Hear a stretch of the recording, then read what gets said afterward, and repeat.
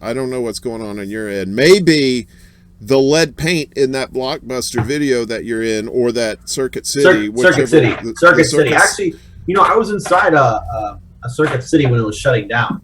That place was being torn apart. Everyone was taking everything, even the fire extinguisher, the carts. Everything was to go, and I didn't know that Circuit City was going bankrupt at the time.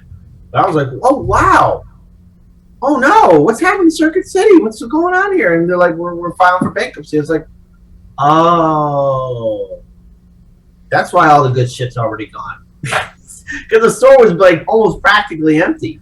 Yeah.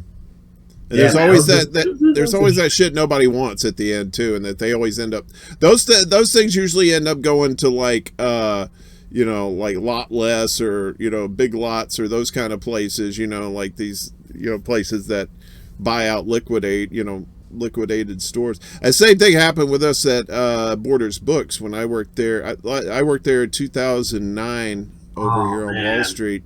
And they closed in 2011, and they brought in liquidators. I have fond memories of Borders. I used to go to the comic book section a lot as a kid and read all the comic book novels and the Japanese manga novels too.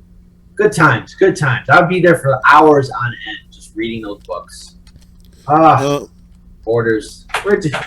Oh man. I was sad when they went too, because what replaced them? Because the one I used to go to was on a downtown area in Chicago, over there by Water Tower, and what replaced it? It was like this boutique shop that's there now. It's like, it's stupid. It seems Fuck like you, Amazon. Fuck you, Amazon, for killing the bookstore industry. Fucking Jeff Bezos. What's fucked up too is that Amazon, they pretty much they killed Borders.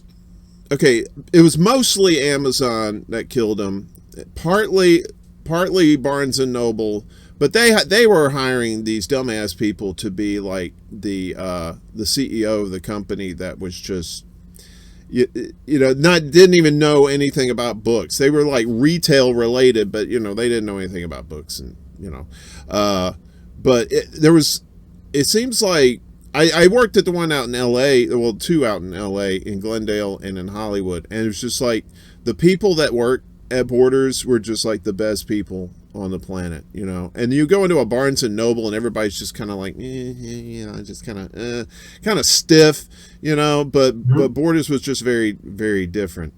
But it was like Borders was a lot of fun. I have a lot of good memories of Borders. I actually met a few celebrities out in LA. I got to meet Robin Williams at Borders out there. He came in.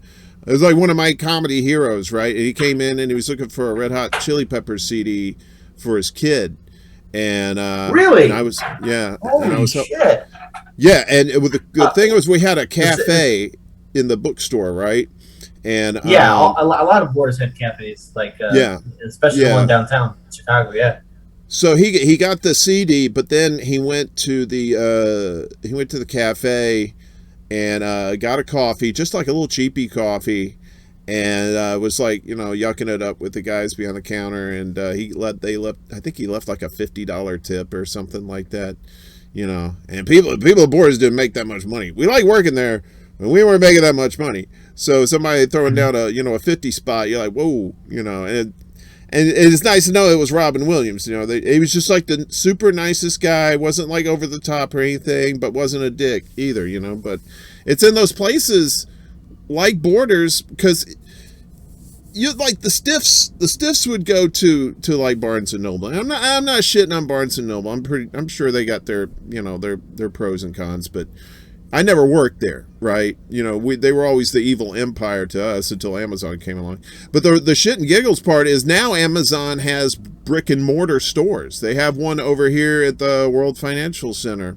Yeah, so it's like, hey, we're online, but we got stores too that you can come in. So it's pretty messed up.